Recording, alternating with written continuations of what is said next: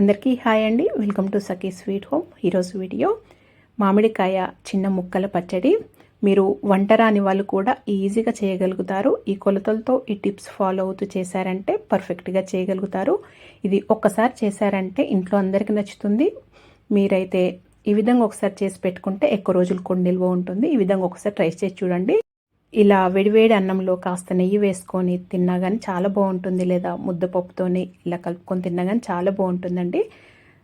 ఈ విధంగా ఒకసారి ట్రై చేసి చూడండి. ముందుగా పొయ్యి పైన నేను ఒక కడాయి పెట్టుకొని 1 టీ స్పూను మెంతులు వేసుకున్నానండి. ముందుగా ఈ మెంతులు వేసుకొని వేయించుకోవాలి. ఈ మెంతులు తొందరగా వేగాయి కాబట్టి ఇవి ముందుగా వేయించుకోవాలి. ఇవి సగం వేగిన తర్వాత ఒక 2 టీ స్పూన్ల జీలకర్ర వేసుకోవాలి. ఈ జీలకర్ర వేసుకొని వీటిని కూడా చక్కగా 2 కలిపి వేయించుకోవాలి. లో ఫ్లేమ్లో వేయించుకోండి, మాడిపోనివ్వకుండా వేయించుకోవాలి. ఇవి చక్కగా ఇలా వేగిన తర్వాత మాడిపోనియకండి, ఇలా వేగితే సరిపోతుంది. మంచి స్మెల్ వస్తుంది, అంతవరకు వేయించుకోవాలి.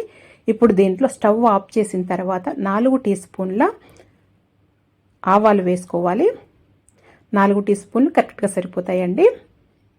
వేసుకొని స్టవ్ ఆఫ్ చేసినాకనే ఆ వేడికే సరిపోతుంది. వేసుకొని ఆ వేడికే పెనం వేడి ఉంటుంది కదా, ఆ వేడికే ఇలా కలుపుకుంటూ చల్లారే వరకు చల్లార్చుకోవాలి. ఇవన్నిటిని ఇలా చల్లారిన తర్వాత ఇప్పుడు మిక్సీ జార్ తీసుకొని మిక్సీ జార్లో వేసుకొని మిక్సీ పట్టుకోవాలి ఇలా పౌడర్ లాగా. ఈ పౌడర్ని వేరొక గిన్నెలోకి తీసి పెట్టుకున్నానండి. ఇక్కడ నేను 1 పావు కప్పు వెల్లుల్లిపాయలు తీసుకుంటున్నాను. ఇది ఆప్షనల్, మీరు వేసుకుంటే వేసుకోవచ్చు, లేకపోతే స్కిప్ చేసేయచ్చు. ఇలా కచ్చపచ్చగా మిక్సీ పట్టుకొని పక్కన పెట్టుకోవాలి. ఇక్కడ నేను 3 మామిడికాయలు తీసుకున్నానండి. ఈ సైజులో ఈ విధంగా ఉన్నాయి. చక్కగా కడుక్కొని తడి లేకుండా ఒక 1 అవర్ పాటు పక్కన పెట్టేశాను. ఇప్పుడు చిన్న ముక్కలుగా కట్ చేసుకోవాలి. మీరు కావాలంటే దీనిపైన పొట్టు తీసేసైనా కట్ చేసుకోవచ్చు, లేదా ఇలా పొట్టుతో అయినా కానీ కట్ చేసుకోవచ్చు. ఏ విధంగా అయినా చాలా బాగుంటుంది. ఇలా చిన్న ముక్కలుగా కట్ చేసుకోండి. నేను చూపిస్తున్న విధంగా ఈ విధంగా కట్ చేసుకుంటే తొందరగా అయిపోతుంది. ఈ విధంగా అన్నీ కట్ చేసి పెట్టుకోవాలండి.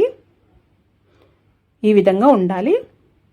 మీరు ఏ సైజులో అయినా కట్ చేసుకోవచ్చు ఈ మామిడికాయ ముక్కలు. ఇంకా కొద్దిగా పెద్దగా అయినా కట్ చేసుకోవచ్చు, చిన్నగా అయినా కట్ చేసుకోవచ్చు.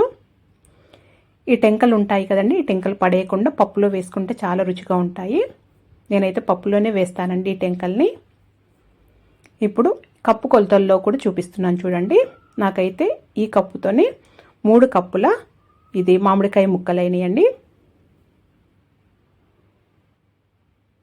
ఈ కొలతలతో ఈ విధంగా చేయండి, పర్ఫెక్ట్గా చాలా రుచిగా ఉంటుంది. నాకు 3 కప్పుల మామిడికాయ ముక్కలైనవి చూడండి. ఇలా ఇవి ముక్కలు కొలిసి పెట్టుకున్న తర్వాత మనము మిక్సీ పట్టుకున్నది, ఇది ముందుగా ఆవాలు, మెంతులు, జీలకర్ర పొడి ఉంది కదా, అది వేసుకోవాలండి. తర్వాత ఒక 6 టీ స్పూన్ల ఉప్పు వేస్తున్నాను. మీరు కావాలంటే సరిపోకపోతే తర్వాత అయినా వేసుకోవచ్చండి, లేదా దీంతోనే 1 పావు కప్పు వేసుకోండి, సరిపోతుంది. ఇప్పుడు దీంట్లో నేను మామూలుగా ఇది కారం ఉన్న మిరపపొడి అండి, ఒక 4 టీ స్పూన్లు తీసుకుంటున్నాను. ముందు ఇది ఒక 4 టీ స్పూన్లు తీసుకుంటున్నాను. అలాగే మనము 3 మ్యాంగో కారం పొడి ఉంటుంది కదండి, అదొక 4 టీ స్పూన్లు తీసుకుంటున్నాను. ఇదేమో మంచి కలర్ అయ్యింది, టేస్ట్ ఉంటుంది. మనము ముందుగా తీసుకున్నదేమో అదైతే మంచి కారంగా ఉంటుందండి. ఇవి 2 కలిపి తీసుకుంటే ఈ పచ్చడి అనేది చాలా రుచిగా ఉంటుంది. ఈ విధంగా ఖచ్చితంగా ట్రై చేయండి. ఓన్లీ ఇది 3 మ్యాంగో కారం పొడి వేసుకుంటే పచ్చడి అనేది అంత రుచిగా ఉండదండి. అందుకనే ఇలా 2 కలిపి మొత్తము ఇది ఒక 1/2 కప్పు తీసుకున్నాను, లేదా 8 టీ స్పూన్లు కారం పొడి వేసుకోవాలి. మనము మిక్సీ పట్టుకున్న వెల్లుల్లిపాయ పేస్ట్ ఉంది కదండి, అది కూడా వేసుకోవాలి. వేసుకొని అంత మంచిగా ముక్కలకు పట్టేటట్టు ఈ కారం, ఉప్పు, మసాలాలు ఇవంతా చక్కగా ముక్కలకు పట్టేటట్టు కలుపుకోవాలి. ఇలా కలుపుకున్న తర్వాతనే మనము మిగతాది ప్రాసెస్ చేసుకోవాలండి. మీరు ఇది వెల్లుల్లిపాయలది మీకు ఇష్టం ఉంటే వేసుకోవచ్చు, లేకపోతే లేదండి. ఇది వేసుకోవటం వల్ల రుచి చాలా బాగుంటుంది. ఇప్పుడు అది కలుపుకొని పక్కన పెట్టుకున్న తర్వాత పొయ్యి పైన ఒక కడాయి పెట్టుకొని నేను 1 కప్పు నువ్వుల నూనె తీసుకుంటున్నానండి, లేదా మీరు పల్లి నూనె అయినా తీసుకోవచ్చు. ఇప్పుడు దీంట్లో 1 టీ స్పూను ఆవాలు, 1 టీ స్పూన్ జీలకర్ర వేసుకోవాలి. వేసుకొని ఇవి కొద్దిగా వేగుతున్నప్పుడే స్టవ్ ఆఫ్ చేయాలండి. స్టవ్ ఆఫ్ చేసిన తర్వాత ఒక 3 ఎండుమిరపకాయలు ఇలా తుంచి వేస్తున్నాను. ఇవి ఇంకా నూనె ఎక్కువ వేడైతే ఆ మిరపకాయలు అనేటివి మాడిపోతాయండి. నూనె కూడా అంత ఎక్కువ వేడవలసిన అవసరం కూడా లేదు. ఇలా అయిన తర్వాత ఇది చల్లార్చుకోవాలి. ఇది చల్లారిన తర్వాతనే పచ్చళ్ళలో కలుపుకోవాలండి. వేడిగా ఉన్నది కలపకూడదు. చూడండి ఆ వేడికి ఇంకా ఈ ఎండుమిరపకాయలు కొద్దిగా మంచి కలర్లో వచ్చాయి చూడండి. ఇప్పుడు ఇది చల్లారిన తర్వాత ఇక్కడ మనం దీంట్లో కలుపుకోవాలి ఈ పోంపుని. ఇలా అంతా కలుపుకున్న తర్వాత నాకు ఇక్కడ ఈ నూనె అనేది సరిపోలేదండి. అందుకే ఇంకొక పావు కప్పు వేడి చేసి చల్లారిన తర్వాతనే దీంట్లో వేశాను.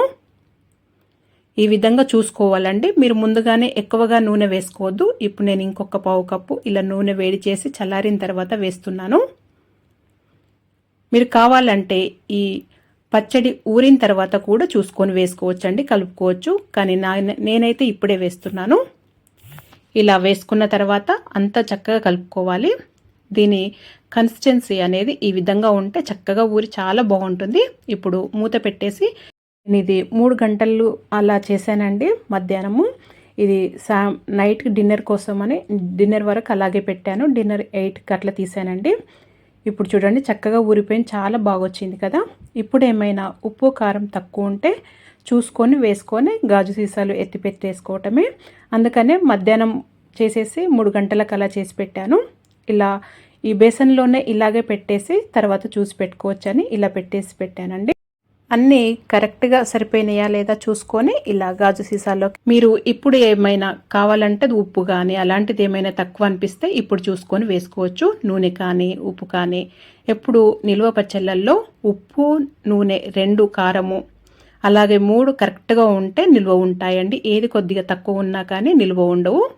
అందుకని ఇప్పుడు చూసుకొని వేసుకొని ఇలా ఎత్తి పెట్టుకోవటమే. ఇప్పుడు ఈ పచ్చడిని కాస్త విడివేడి అన్నంలో ఇలా కాస్త నెయ్యి వేసుకొని లేదా ముద్దపప్పు వేసుకొని తిన్నా కానీ చాలా రుచిగా ఉంటుందండి. ఈ విధంగా మీరు కూడా ఒకసారి ట్రై చేయండి. నేనైతే విడివేడి అన్నంలో కాస్త నెయ్యి వేసి ఇలా ఈ ఆవకాయ వేసి కలిపి పెట్టాను. చాలా అంటే చాలా రుచిగా ఉంది. మరి మీరు కూడా ఒకసారి ఈ విధంగా ఈ కొలతలతో ఈ టిప్స్ ఫాలో అవుతూ చేయండి. మీకు కూడా పర్ఫెక్ట్గా చేయగలుగుతారు. నేను కప్పు కొలతలతో అలాగే టీ స్పూన్ కొలతలతో కూడా 2 విధాలుగా చూపించాను కదా. మీరు ఏ విధంగా అయినా కానీ ఈజీగా మొదటిసారి ట్రై చేస్తున్నట్టయితే కొద్దిగా క్వాంటిటీలో ట్రై చేయండి. చాలా పర్ఫెక్ట్గా వస్తుంది. మీకే అప్పుడు చక్కగా నచ్చుతుంది, కుదురుతుంది కూడా. మరి మీరు కూడా ఒకసారి ట్రై చేయండి. చాలా అంటే చాలా బాగుంటుంది. నేను ఇక్కడ ముద్దపప్పుతోని ఇలా విడివేడి నెయ్యి ఆవకాయతో సర్వ్ చేస్తున్నానండి. చాలా అంటే చాలా బాగుంది. మరి మీరు కూడా ఒకసారి ట్రై చేసి మీకు ఎలా వచ్చిందో నాకు తెలియజేయండి. మీకు కనుక వీడియో నచ్చినట్టయితే లైక్ చేయండి, షేర్ చేయండి, సబ్స్క్రైబ్ చేసుకోండి. Thank you for watching.